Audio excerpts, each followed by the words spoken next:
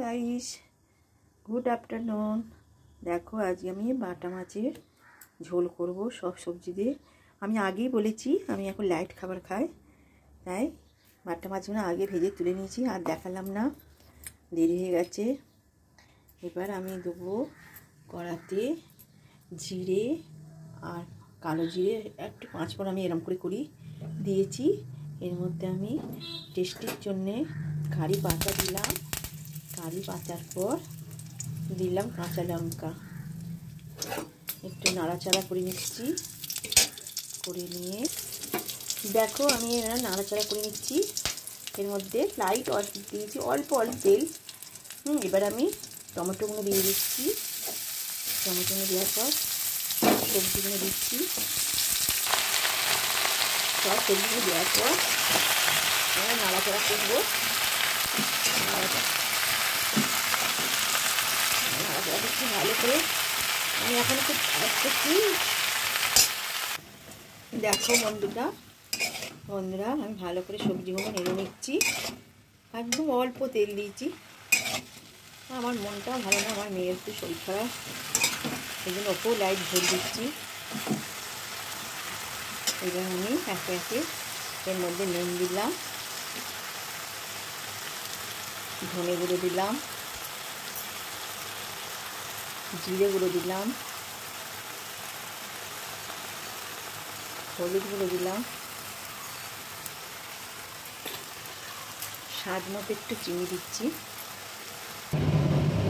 দেখো আমি সব মশলা দিয়ে দিয়েছি, এখন আদাটা বাকি দিচ্ছি। এর মধ্যে আমি একটু ধনে পাতা দিয়ে দিলাম, ছড়িয়ে দেওয়ার পর একটু কষবো। আমি জল দিলাম, জল দিয়ে কষবো।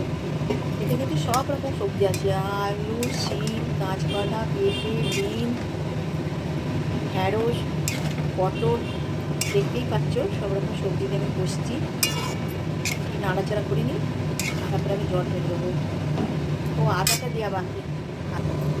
এবার দেখো এর মধ্যে একটু আদা বসিয়ে দিচ্ছি, আর মিক্সার নামাতে পারে না, আমি একটু জল আদাটা বসিয়ে দিয়ে দিলাম।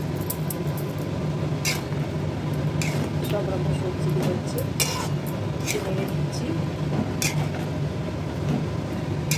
নাড়াচাড়া হয়ে গেল, এবার আমি জল ঢেলে দিচ্ছি।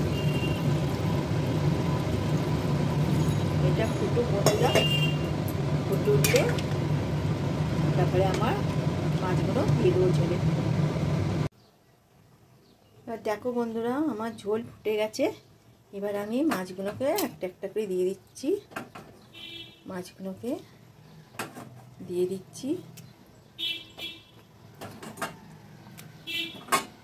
দিয়ে ফুটে উঠলে আর একবার 1 ফুট ফুটে উঠলে এরপরে আমরা গোলমরিচ খাই, গোলমরিচ ছড়িয়ে দেবো, তাহলে আমার ঝোল কমপ্লিট। এবার দেখো বন্ধুরা মাছ দিয়েও ফুটেও গেছে। আমরা ঝাল কম দিই তো, তাই একটু গোলমরিচ গুঁড়ো দিই। গোলমরিচের গুঁড়ো শীতকালে খাও, খুব ভালো। ঝোলের সঙ্গে চিকেন স্টুরে দিই। দেখো একটু গোলমরিচ ছড়িয়ে দিলাম। আমার ঝোল কমপ্লিট। ভালো লাগলে একটা লাইক, কমেন্ট আর সাবস্ক্রাইব করে দিও বন্ধুরা। বাই।